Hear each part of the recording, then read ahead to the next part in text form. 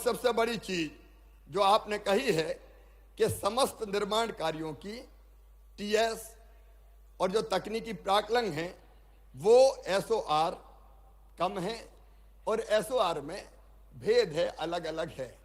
एक विभाग के लिए अलग है और दूसरे विभाग के लिए अलग है। और इसलिए आज ही हम ये फैसला कर रहे हैं कि एसओआर में परिवर्तन किया जाएगा और जो प्रचलित दरें हैं बाजार की, उन प्रचलित दरों के हिसाब से नया एसओआर बना दिया जाएगा ताकि वो व्यवहारिक हो, वो ठीक हो और जो लागत काम में आती है उस काम को आप ठीक ढंग से कर पाएं। नहीं तो पता चला अठन्नी आई और खर्चा रुपया का है तो पैसा कहां से आएंगे? फिर काम समय पर नहीं होता, काम ठीक नहीं होता। और इसलिए न्याय ये कहता है, मंत्री जी एसीएस बैठे आज ही, मैं वहां निर्देश दे रहा हूं एसओआर की दरें तत्काल प्रभाव से बदल दी जाएं ताकि जो रियल खर्चा है वो रियल खर्चा आ जाए तो उसके हिसाब से अपने काम हो जाए। ये अन्याय है कि पैसा है नहीं और कह रहे इतना काम कर दो। और एक बात ये भी सही है, आप परीक्षण कर लें, एक विभाग के रेट अलग और दूसरे विभाग के रेट अलग, ये नहीं होना चाहिए। इसको पूरी गंभीरता से करके आदेश जारी किए जाएंगे, आप इसमें चिंता मत कीजिए। आपने एक बात और कही रोजगार सहायकों के बारे में, कुछ जगह पंचायत सचिव नहीं है, उनकी पूर्ति कर दी जाएगी और रोजगार सहायक स्थानांतरित हो सके, एक पंचायत से दूसरी में भेज दिए जाए तो यह भी कर दिया जाएगा। ठीक है, तो इसको भी कर दिया जाएगा। आपने मनरेगा की व्यवहारिक जो जानकारी है उस आधार पर आपने कहा मनरेगा में कपिल धारा के कुआं खोदने की फिर से अनुमति दी जाए। तो कपिल धारा के कुएं जहां जरूरी है वहां बनाए जाएंगे, उसकी अनुमति हम तत्काल प्रभाव से देने का काम करेंगे। और उसमें आपने महंगाई को देखते हुए उनकी लागत और कैपिंग की सीमा बढ़ाई जाए, तो उसको भी महंगाई को बढ़ी हुई दरों को देखते हुए इसकी व्यवस्था भी कर दी जाएगी ताकि वो फिर से बन सके। आपने ये भी कहा है कि सुदूर संपर्क सड़क योजना, अब इसमें मेरा कहना है, आपसे मेरा कहना है कि इसमें प्राथमिकता देना आप खेतों की सड़क को। ठीक है? अरे सब बोलो ठीक है। गांव की सड़कें हम कोशिश करेंगे कि अलग फंड से बनाए, लेकिन खेतों की सुदूर सड़क संपर्क योजना हम फिर से प्रारंभ कर रहे हैं।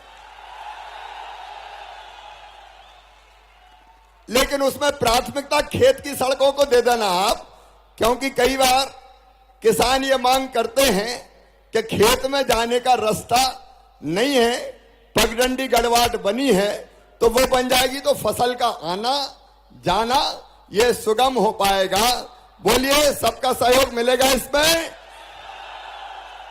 अब इसके साथ आपने ये बात भी की है, 15वें वित्त की राशि चूंकि वो आती है भारत सरकार से, लेकिन राज्य वित्त की जो राशि आती है उस राशि को हम और ज्यादा आप जो योजना बनाएंगे उसके हिसाब से जारी करने का काम करेंगे।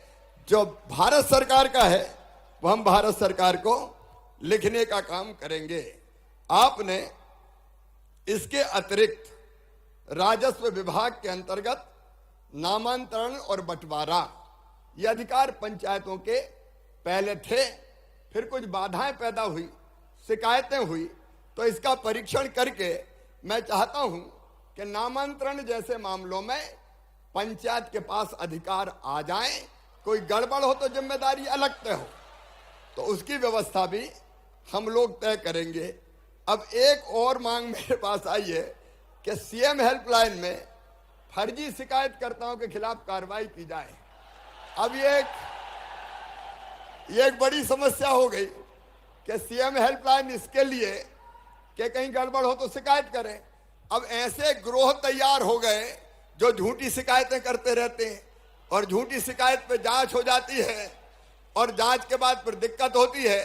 तो मैं ये व्यवस्था करूंगा कि झूठे शिकायतकर्ता के खिलाफ भी फिर कार्रवाई की जाए कि तूने झूठी शिकायत क्यों की। और नहीं तो इसी में परेशान रहते हैं बेचारे की झूठी शिकायत हो गई, बैठ गई जांच, अब फिर सरपंच साहब बेचारे काम करें कि शिकायत का सामना करें, उसी में परेशानी हो जाती है। तो ये मांग भी, ये भी समस्या अपनी बहुत जायज है और इसलिए इस पर भी हम लोग कार्रवाई करेंगे। आपने ये बात भी कही है कि पोर्टल की तकनीकी कमियों के कारण कई बार काम अटकते हैं। इस मामले को हम भारत सरकार के साथ चर्चा करके इसको भी हम हल करने का काम करेंगे। आपने बीपीएल की सूची में नाम जोड़ने की बात कही है, तो इसमें मैं एक बात आप सबसे कह रहा हूं। देखो, अभी बीपीएल की सूची में 86% जो कुल जनसंख्या है उसके 86% नाम जुड़ चुके हैं। लेकिन फिर भी मैं आपको यह अधिकार दे रहा हूं कि कोई जायज नाम अगर बीपीएल की सूची में छूट गया हो तो प्रक्रिया करके आप उसको भेज दो, हम उस नाम को जोड़ लेंगे जो सही नाम है। राशन की सूची में अगर कोई सही नाम छूट गया हो तो उसको हम जरूर जोड़ेंगे।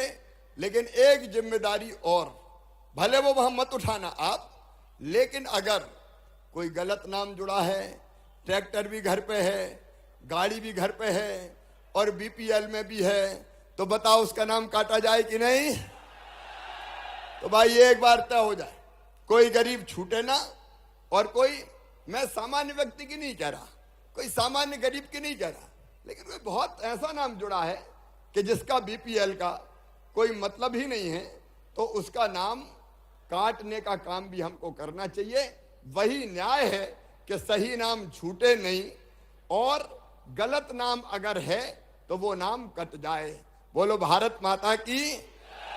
और एक बात, सरपंचों का मानदेय अभी केवल 1750, सरपंचों का मानदेय अभी केवल 1750 रुपया है। इसको बढ़ा के मैं 4250 रुपया कर रहा हूं ताकि चाय पानी का खर्चा तो ढंग से निकल जाए। नहीं तो हर एक सरपंच साहब से मांगते हैं, तो इसको भी मैं अभी बढ़ाने का काम करता हूं। मेरे प्रिय बहनों और भाइयों, जो संभव हो सकता है वो हम सबको मिलकर करने की कोशिश करना चाहिए। मैं सरकार, एक बात ध्यान से सुन लें, मैं सरकार आप सबके साथ मिलकर चलाना चाहता हूं ताकि नीचे तक सारी चीजें ठीक से पहुंच जाए, काम हो जाए। बोलिए सबका साथ मिलेगा, सबका साथ मिलेगा, तो मिलकर काम करेंगे।